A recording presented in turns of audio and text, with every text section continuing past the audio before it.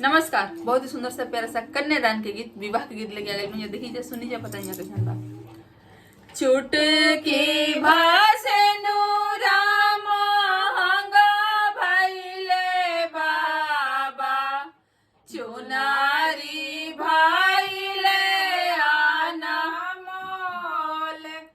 चुटकी भाषे राम हंगा भैले बाबा, चुनारी भैले आना मोल। ओही रे से नुरावा के कारण बाबा, छूटेला नगरा तोहार।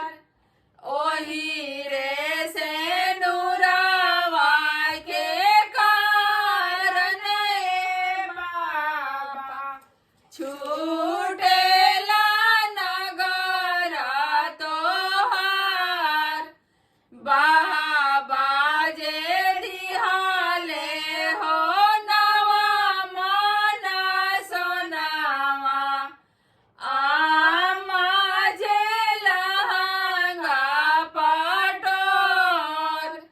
बाबा जे दिहाले हो नवा मना सोनावा, आमा जे लहंगा पटोर।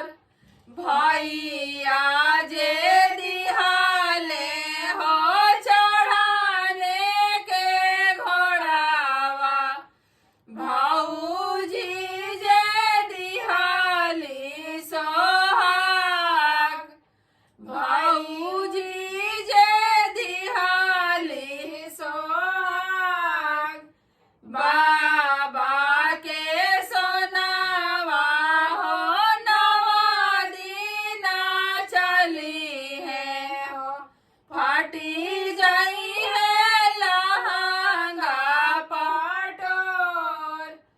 फाटी जाई है लहंगा पटोर। पापा के अनाधान बेची खोजी खाइबो, फाटी जाई है लहंगा पटोर।